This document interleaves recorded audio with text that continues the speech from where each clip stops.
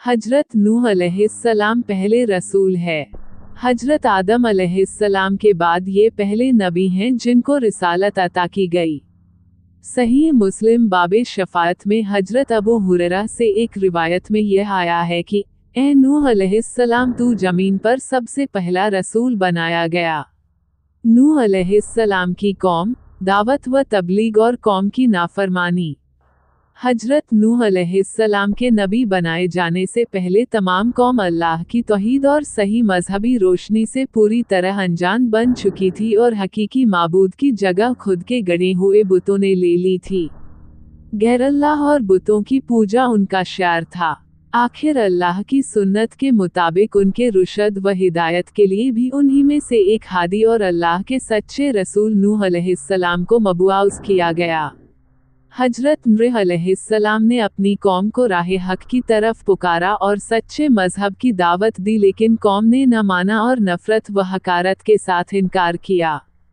कौम के अमीरों और सरदारों ने उनके झुठलाने और उन्हें जलील करने का कोई पहलू न छोड़ा और उनके अमीरों और सरदारों के मानने वालों ने उन्हीं की पैरवी के सबूत में हर किस्म की तौहीन के तरीकों को हजरत नूह अलैहिस्सलाम पर आजमाया। उन्होंने इस बात पर ताज्जुब जाहिर किया कि जिसको न हम पर धन दौलत में बरतरी हासिल है और न वह इंसानियत के रुतबे से बुलंद फरिश्ता हैकल है, उसको क्या हक है कि वो हमारा पेशवा बने और हम उसके हुक्मों को माने। वे कौम के गरीब और कमज़ोर लोगों को जब हजरत नूह अलैहिस्सलाम के पीछे चलने वाले और पैरवी करने वाले देखते तो घमंड भरे अंदाज में जलील समझ कर कहते, हम इनकी तरह हैं कि तेरे फरमान पर चलने लगे और तुझको अपना सरदार मान ले कि जिसकी पैरवी की जाए। वे समझते थे कि कमजोर और पस्त लोग नूह अलैहिस्सलाम के अंधे मुकल्लिद हैं, न इनके पास कोई समझ है और न ये हमारी तरह जांची परखी राय से काम लेते और न इतना शऊर है कि हकीकत हाल को समझ लेते, और अगर वे हजरत नूह अलैहिस्सलाम की बात की तरफ कभी तवज्जो भी देते तो उनसे इसरार करते कि पहले इन कौम के पस्त और गरीब लोगों को अपने पास से निकाल दे, तब हम तेरी बात सुनेंगे, क्योंकि हमको इनसे घिन आती है और हम और ये एक जगह नहीं बैठ सकते। हजरत नूह अलैहिस्सलाम इसका एक ही जवाब देते कि ऐसा कभी नहीं होगा, क्योंकि ये अल्लाह के मुखलिस बंदे हैं। अगर मैं इनके साथ ऐसा मामला करूं जिसकी तुम ख्वाहिश रखते हो, तो अल्लाह के अजाब से मेरे लिए कोई पनागाह नहीं है। मैं उसके दर्दनाक अजाब से डरता हूँ, उसके यहाँ इखलास की कद्र है। अमीर व गरीब का वहाँ कोई सवाल नहीं है।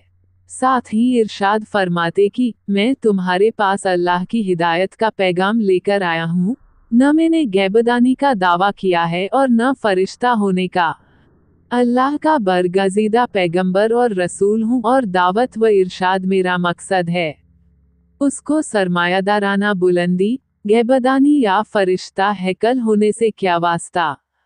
कौम के ये कमज़ोर और गरीब लोग जो अल्लाह पर सच्चे दिल से ईमान लाए हैं, तुम्हारी निगाह में इसलिए हकीर व जलील हैं कि वे तुम्हारी तरह धन दौलत वाले नहीं हैं, और इसीलिए तुम्हारे ख्याल में ये न खैर हासिल कर सकते हैं और न सआदत, क्योंकि ये दोनों चीज़ें दौलत व हशमत के साथ हैं, न कि गरीबी और इखलास के साथ।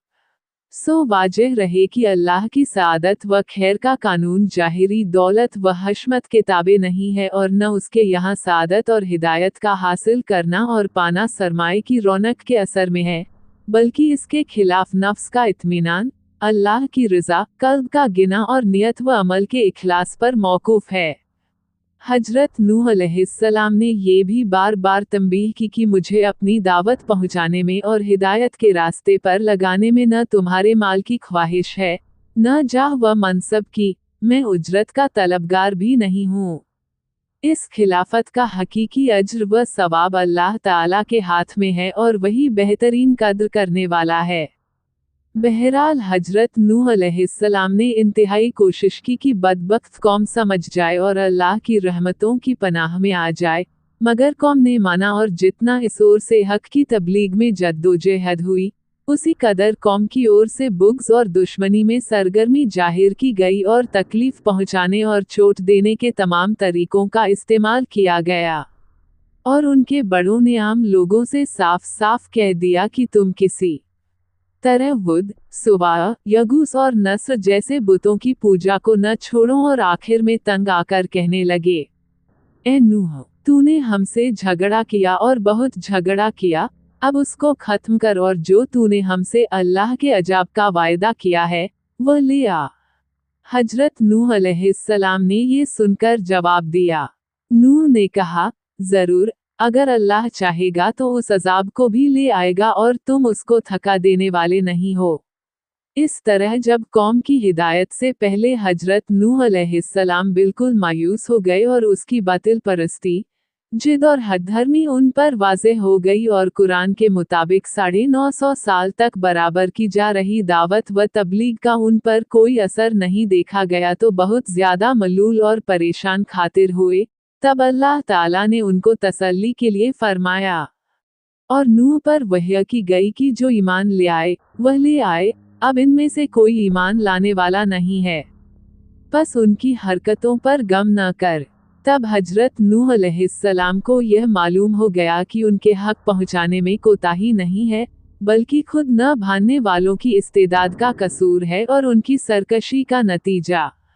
तब उनके आमाल और हरकतों का असर कबूल करके अल्लाह ताला की बारगाह में ये दुआ फरमाई, ए परवरदिगार, तू काफिरों में से किसी को भी जमीन में बाकी न छोड़। अगर तू उनको यूं ही छोड़ दिया तो ये तेरे बंदों को भी गुमराह करेंगे और उनकी नस्ल भी उन्हीं की तरह नाफरमान पैदा होगी। नाव की बुनियाद। अल्लाह ने हजरत नूह अलैहिस्सलाम की दुआ कबूल फरमाई और बदले के कानून और आमाल के मुताबिक सरकशों की हलाकत का ऐलान कर दिया। पहले हजरत नूह अलैहिस्सलाम को हिदायत फरमाई कि वह एक नाव तैयार करें ताकि ज़ाहिरी असबाब के एतबार से वह और पक्के मोमिन उस अजब से बचे रहें जो अल्लाह के नाफरमानों पर नाजिल होने वाला है।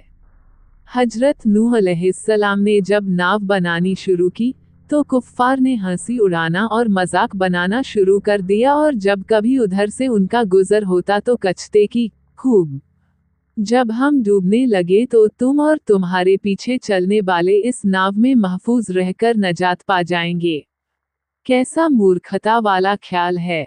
हजरत नूह अलैहिस्सलाम भी उनको अंजामेकार से गफलत और अल्लाह की नाफरमानी पर जुर्रत देखकर उन्हीं के ढंग से जवाब देते और अपने काम में लगे रहते, क्योंकि अल्लाह ताला ने पहले ही उनकी हकीकत हाल को बता दिया था। ए नूह, तू हमारी हिफाजत में हमारी वह्य के मुताबिक नाव तैयार किए जा और अब मुझसे उनसे मुताल्लिक कुछ सवाल न हो, ये बेशक डूबने वाले हैं। आखिर नूह की नाव बनकर तैयार हो गई। अब अल्लाह के वायदे अजाब का वक्त करीब आया और हजरत नूह अलैहिस्सलाम ने उनकी पहली निशानी को देखा जिसका जिक्र उनसे किया गया था, यानी धरती के नीचे से पानी का चश्मा उबलना शुरू हुआ। तब अल्लाह की वह्य ने उनको हुक्म सुनाया कि नाव में अपने खानदान वालों को बैठने का हुक्म दो और तमाम जानदारों में से हर एक का एक जोड़ा नाव में पनाह लें और छोटी जमाजत लगभग 40 लोग भी, जो तुम पर ईमान ला चुकी है, नाव में सवार हो जाए। जब अल्लाह की वत्य की तमिल की गई तो अब आसमान को हुक्म हुआ कि पानी बरसना शुरू हो और धरती के सोतों को हुक्म दिया गया कि वे पूरी तरह उबल पड़ें।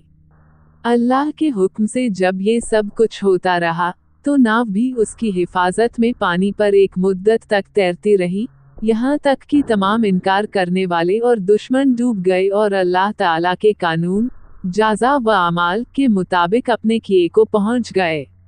जूदी पहाड़ अजाब का खत्म होना।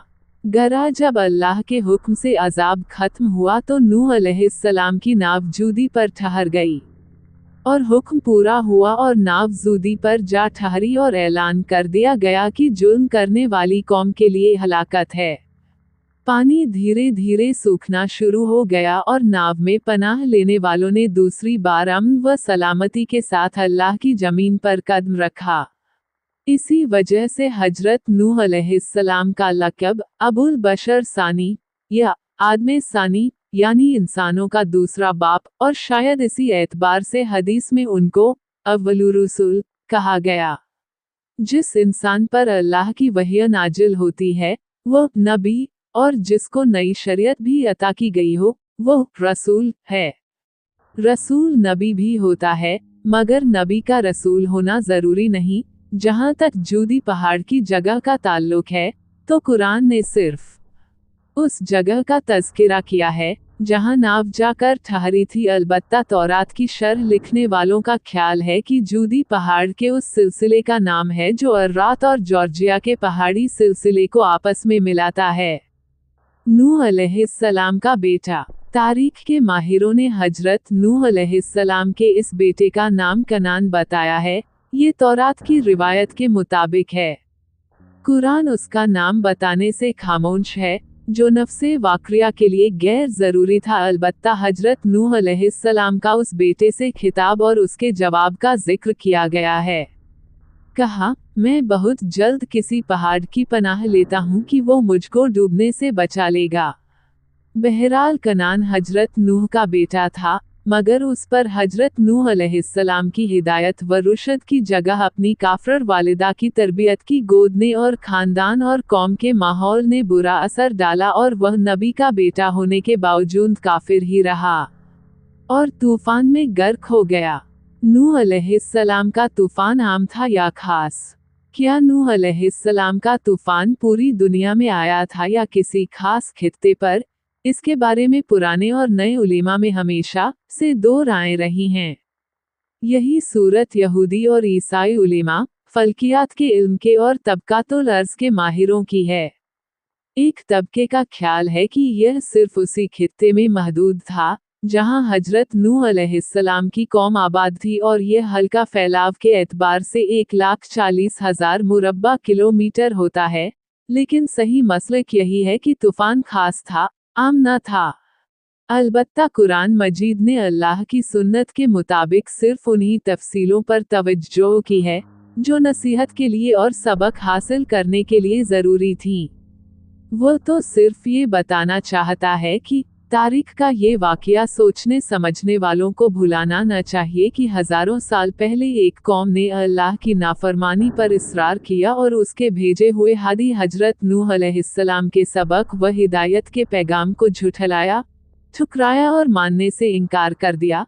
तो अल्लाह ने अपनी कुदरत का मुज़ाहरा किया और ऐसे सरकशों को हवा बारिश के तूफान में गर्क कर दिया और इसी हालत में हज़रत नूह अलैहिस्सलाम और थोड़े से लोगों की ईमानदार जमात को महफूज रख कर नजात दी। हजरत नूह अलैहिस्सलाम की उम्र। कुरान मजीद ने साफ कहा है कि हजरत नूह अलैहिस्सलाम ने अपनी कौम में 950 साल तबलीग व दावत का फ़र्ज अंजाम दिया और बिलाशुबह हमने नूह को उसकी कौम की तरफ रसूल बनाकर भेजा। पास वह रहा उनमें 50 कम 1000 साल। यह उम्र मौजूदा तबई उम्र के एतबार से अक्ल से परे मालूम होती है, लेकिन मुहाल और नामुमकिन नहीं है, इसलिए कि कायनात के शुरू के दिनों में गमों, फिक्रों और मर्ज़ों की यह बहुतात नहीं थी। साथ ही पुरानी तारीख भी मानती है कि कुछ हजार साल पहले की तबई उम्र का तनासुब मौजूदा तनासुब से बहुत ज़्यादा था। हजरत नूह अलैहिस्सलाम की तबई उम्र का मामला भी इसी किस्म के इस्तितना अपवाद में से समझना चाहिए जो अंबिया अलैहिस्सलाम की तारीख में अल्लाह की आयत और उसकी निशानी की फहरिस्त में गिनी जाती है और जिनकी हिकमत का मामला खुद अल्लाह ताला के सुपुर्द है। कुरान मजीद में हजरत नूह अलैहिस्सलाम का जिक्र 28 सूरतों में 43 जगह आया है। इस्लामिक किस्से के लिए हमारे चैनल को सब्सक्राइब करें।